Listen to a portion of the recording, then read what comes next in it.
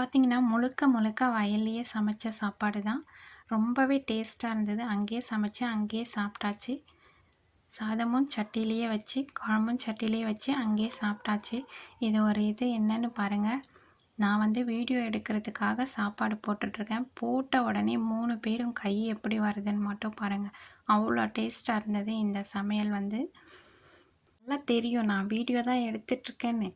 ஆனாலும் நான் எனக்காக போட்டுக்கிட்டேன். நான் தான் சாப்பிட்றேன்னுட்டு எப்படி கை வச்சு எடுக்கிறாங்கன்னு பாருங்கள். அந்த போட்டுட்டே ஒரு கையில் ஃபோன் வச்சுட்டு போட்டுட்டே இருக்கேன். அங்கே பாருங்கள். வெல்கம் டு மாரி பாபு சேனல். நல்லா அரிசியை களைஞ்சிக்கலாம். நல்லா அங்கேயே பம்ப் செட் ஓடுறதாவிலேயே அங்கேயே அரிசியெல்லாம் கழுவி எடுத்தாச்சு. இங்கே வந்து தண்ணி கொஞ்சமாக விட்டுருக்கேன். இன்னொரு இடத்துல பாஞ்சிட்ருக்கு. இங்கே பாஞ்சாச்சு முன்னாடியே. அதனால் நல்லா கழுவி எடுத்துக்கிட்டேன். அப்படியே உழையும் எடுத்தாச்சு சட்டிலேயே சாதம் வடிக்கிறதுக்காக. அப்படியே உழ வச்சுட்டு அப்படியே போயிட்டு ஒரு ரவுண்டு தக்காளி தேவையானதெல்லாம் எடுத்துகிட்டு வந்தாச்சு. வீடு பக்கத்தில் தான், அதுக்காக இங்கே வந்து சமைக்கலை. எல்லாமே வெளியில் இருக்குது. நெல் உலர்த்திருக்கோம் பார்த்துக்கிட்டு அப்படியே ஒரு சமையல் இங்கேயே சமைச்சு சாப்பிட்டாச்சு. இது வந்து பச்சை வாழை, ரொம்பவே டேஸ்ட்டாக இருக்கும். இது செவ்வாழை. இங்கே பக்கத்தில் தான், வாழைச்செடி பக்கத்தில் தான் சமையல் செய்கிறோம். இது வந்து மொந்த வாழைன்னு சொல்லுவாங்க, பெருசாக இருக்கும். இங்கே தான் சமையல் செய்கிறோம். பக்கத்துலேயே தான், வீட்டு பக்கத்துலேயே தான். இது வந்து தேன் வாழை இளநி. இது தான் விட்டது தேங்காய். நல்லா சூரியன் ஒரு 11 மணி இருக்கும். 11 மணிக்கு தான் சமைக்க ஆரம்பித்தோம். அப்படியே தேவையானது மிளகா பறிச்சுக்கிட்டு, தக்காளி பறிச்சுக்கிட்டு அப்படியே வந்தாச்சு. எல்லாமே நிலத்துலையே பறிச்சுட்டு அப்படியே வந்து சமையல் ஒரு சிம்பிளான சமையல் தான். வேறு எதுவும் பெருசாக சமைக்கலை. மட்டன் குழம்பு, சாதம் தான்.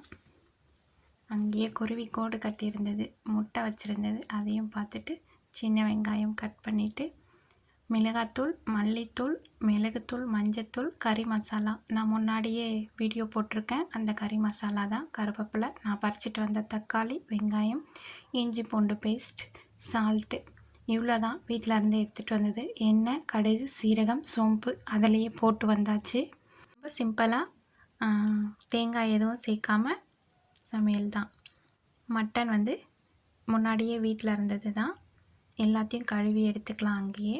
வெங்காயம், தக்காளி எல்லாம் ரொம்ப கழுவுனதுக்கப்புறம் ரொம்ப கலர் ஆகிடுச்சு பாருங்கள். நாட்டு தக்காளி. மட்டனும் அங்கேயே கழுவி எடுத்தாச்சு. ரொம்பவே டேஸ்ட்டாக இருந்தது. நல்லா காத்தோட்டமாக சமைச்ச அந்த களைப்பு இல்லாமல். இதுவே நான் வீட்டில் செய்திருந்தேன்னா ரொம்ப கஷ்டமாக சமைச்சிருப்பேன். இங்கே குருவிங்களோட இந்த குருவி ஒரு 4-5 குருவி இருக்குது. இந்த சேவலும் இங்கே பக்கத்துலேயே வந்து நின்னாச்சு. எங்களை சும்மா பார்க்குறது, என்னடா என்றைக்கும் இல்லாமல் இங்கே வந்து சமைக்கிறாங்களே அப்படிங்கிற மாதிரி தண்ணி குடிச்சிட்ருக்கு. அதே போல் தான் காக்காவும் ஒரு 2 காக்கா, அணில், இவங்க எல்லாருமே சும்மா சும்மா வந்து வந்து பார்த்துட்டு இருந்தாங்க, என்னடான்னுட்டு. இதுவே நான் வீட்டில் சமைச்சிருந்தேன்னா என்ன பண்ணியிருப்பாங்க, நான் சமையல் வேலையை பார்த்துருப்பேன். வெளியே எந்த வேலையும் பார்த்துருக்க முடியாது. பசங்க டிவி பார்த்துட்ருப்பாங்க. ஆனால் இங்கே சமைக்கும் போது பார்த்திங்கன்னா, அரிசி நல்லா ஊறியாச்சு, கொதிச்சாச்சு. அரிசி போட்டுக்கலாம். இங்கே என்னென்ன வேலை நடக்குதுன்னு பார்த்திங்கன்னா, ஒரு பக்கம் தண்ணி பாஞ்சிட்ருக்கு, இன்னொரு பக்கம் நெல் காய வச்சுருக்கோம், பில்லு காய வச்சுருக்கோம். அதெல்லாம் திருப்பி விடுறதுக்கு சமையலும் ஆகுது. மாடும் பக்கத்துலேயே மேய்ஞ்சிட்ருக்கு, அதையும் மாற்றி கட்டிக்கிறோம். பசங்க டிவி பார்க்காம என் கூடவே இருக்காங்க. என்ன வேணுனாலும் உடனே போய் செய்கிறாங்க. ரொம்ப நல்லா இருந்தது. டிவி இல்லாமல் அப்படியே. இங்கே ஒரு குருவி வந்து உக்காந்துட்டு போயிட்டுருந்தது. அதுவும் நல்லா இருந்தது ரசித்து. சமைக்கிற அந்த கஷ்டமும் இல்லை, எதுவுமே இல்லை. ரொம்ப ஜாலியாக இருந்தது. இந்த நேரத்தில் அரிசியும் வெந்தாச்சு. அதையும் வடிச்சிட்டு போயிட்டு அப்பப்போ தண்ணி பாஞ்சிருக்கா அதையும் பார்த்தாச்சு. வாசலில் வந்து நெல் இருக்குது. இந்த பக்கம் பில்லு ஒன்றுத்திருக்கோம். அந்த உட்காந்துட்ருக்கு பாப்பா கையில் சும்மா இருக்க முடியல. அந்த பட்டுப்பூச்சி இலையில் வந்து இந்த மாதிரி பண்ணி கொடுத்தாங்க. அவ்வளோதான். அரிசி வந்து பார்த்திங்கன்னா, நம்ம சட்டியில் வைக்கும் போது கொஞ்சம் முன்னாடியே எடுத்துடணும், இல்லாட்டி குழன்னு போயிடும். சாப்பாடு வடித்தாச்சு. அடுத்து வந்து மட்டன் குழம்பு வைக்கிறதுக்கு ரெடி பண்ணிக்கலாம். சட்டி வச்சாச்சு. எண்ணெய், கடுகு, சீரகம் எல்லாமே நான் அதிலேயே போட்டுட்டு வந்துட்டேன். அது வேறு எங்கே தனியாக எடுத்துகிட்டு போகிறதுன்னுட்டு. இந்த குருவியும் அப்படித்தான் எங்களையே பார்த்துக்கிட்டு எங்கள் கூடவே இருந்தது. ரொம்ப இயற்கையோட ஒரு இணைந்த சமையல் இது. ரொம்ப ரொம்ப நல்லா இருந்தது. வெங்காயம், கருவேப்பிலை, பச்சை மிளகா சேர்த்துக்கலாம். இன்றைக்கி ஒரு வித்தியாசமான சமையல் தான். வழக்கம் போல் இல்லாமல் இது ஒரு வித்தியாசமாக இருந்தது. நானே டிஃப்ரெண்ட்டாக சின்ன வெங்காயம் நிறைய போட்டு நல்லா இருந்தது. ரொம்ப டேஸ்ட்டாக இருந்தது. நல்லா பொன்னிறமாக நல்லா வதக்கிக்கலாம். அதுக்கப்புறம் தக்காளி சேர்த்துக்கலாம். சமைச்ச களைப்பும் இல்லை, எந்த களைப்பும் இல்லை. அது பாட்டுக்கு ஒரு பக்கம் சமையல் ஆகிட்டே இருக்குது, வேலையும் ஆகிட்டே இருக்குது. ரொம்ப நல்லா இருந்தது. தக்காளி சேர்த்துக்கலாம். 3 தக்காளி சேர்த்துருக்கேன்னு நான் 4 3ஆன்னு தெரியலை. ஆனால் 4 தான் அறுத்துட்டு வந்தேன். 4 தக்காளி சேர்த்துக்கிட்டேன். நாட்டு தக்காளி ரொம்ப நல்லா இருந்தது. தக்காளி வந்து நல்லா குழஞ்சிடும் நாட்டு தக்காளிங்கிறதால. அவ்வளோதான். மட்டன் சேர்த்துக்கலாம். நம்ம அப்படியே கொதிக்க விடுறதுனால வந்து நான் ரொம்ப வதக்கலை. அப்புறமா இது பண்ணிக்கலாங்கிறதுக்காக நல்லா மட்டன் சேர்த்து வதக்கி விட்டுக்கலாம். அப்படியே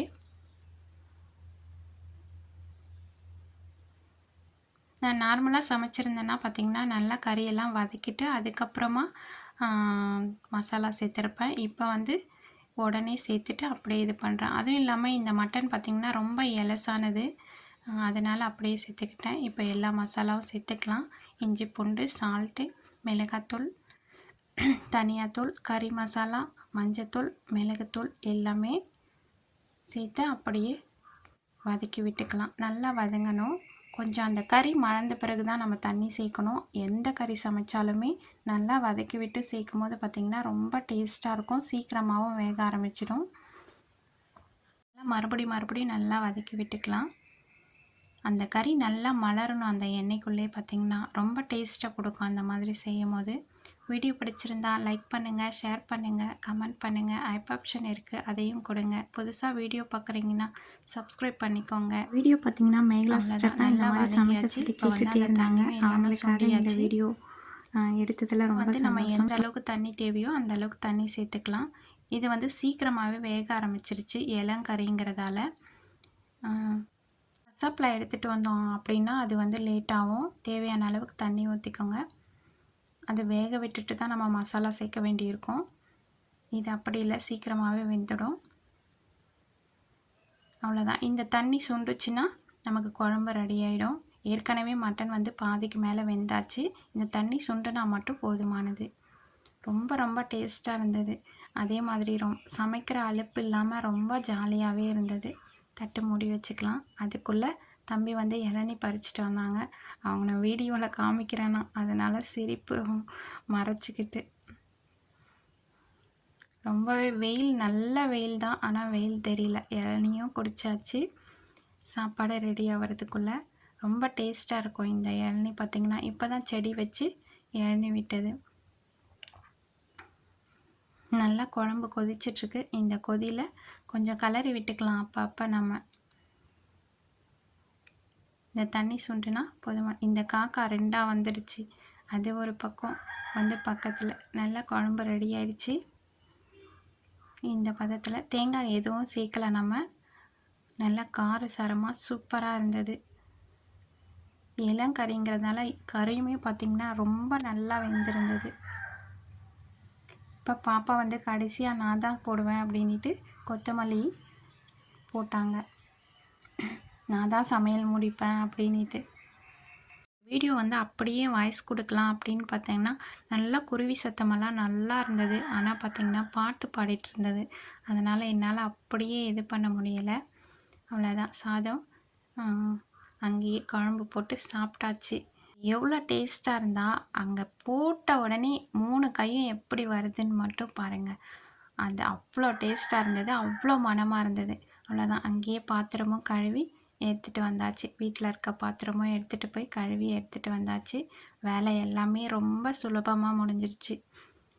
நான் எப்போவுமே அப்படி தாங்க. வயலில் வேலை இருந்ததுன்னா எல்லாம் துணி துவைக்கிறது, பாத்திரம் கழுவுறது எல்லாம் அங்கேயே எடுத்துகிட்டு போய் கழுவிடுவேன். நீங்களும் அப்படி தானான்னு கமெண்ட்டில் சொல்லுங்கள். வீடியோ ஃபுல்லாக ஸ்கிப் பண்ணாமல் பார்த்தவங்களுக்கு ரொம்ப ரொம்ப நன்றிங்க. அடுத்த ஒரு வீடியோவில் சந்திக்கலாம். பாய்.